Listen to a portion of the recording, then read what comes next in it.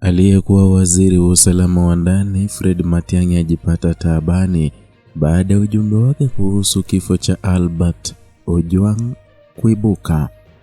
Ujambo na karibu kwa taarifa zetu za Kenyascope, na tafadhali kumbuka kusubscribe.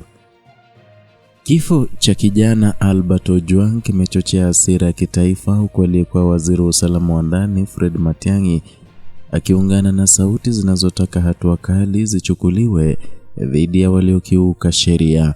Tukio hili limeibua maswali kuhusu mwenendo wa maafisa wa usalama na sasa limechukua mwelekeo wa kitaifa kwa jinsi linavyoendelea kugusa hisia za Wakenya kote nchini.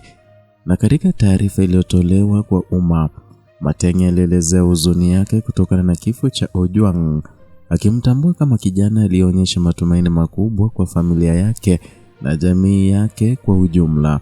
Akiwa amewahi kusimamia wizara inayoshughulikia masuala ya usalama wa ndani, kauli ya Matiang'i imeongeza uzito wa madai yanayohitaji uchunguzi wa kina na uwajibikaji wa haraka kwa wote waliohusika.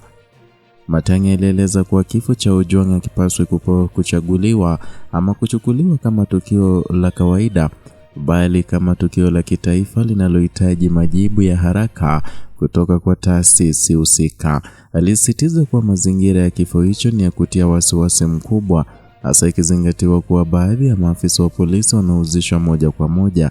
Hali hii imeibua mazungumzo mapana kuhusu ukosefu wa nidhamu miongoni mwa baadhi ya maafisa wa usalama. Wito wa Matiang'i umeongeza shinikizo kwa serikali kuchukua hatua, huku ukiendelea kushinikiza uwazi na haki. Vuguvugu la kidijitali limekuwa na mchango mkubwa katika kulisambaza swala hili, huku maelfu ya Wakenya wakiunga mkono madai ya haki kwa familia ya Ojwang.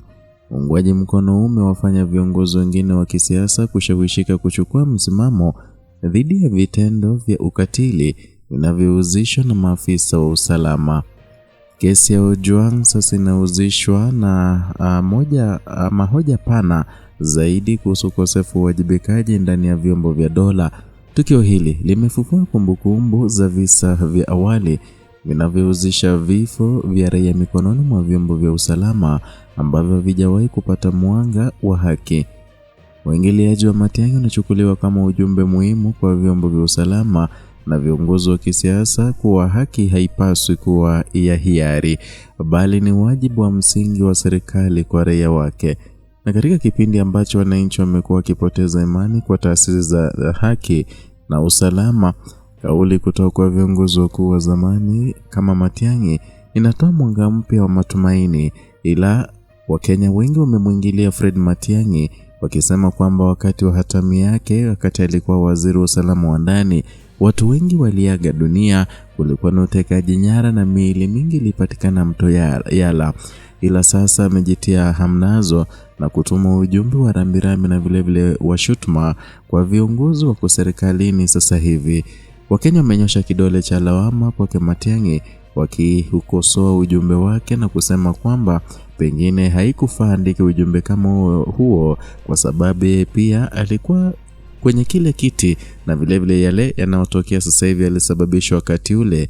Ni vile tu Wakenya wakujitokeza kuunga mkono ama kuomba haki itendeke kwa wale wote waliopoteza maisha yao kwa njia tatanishi, na wengine miili yao kupatikana katika eneo la mto Yala na sehemu zingine.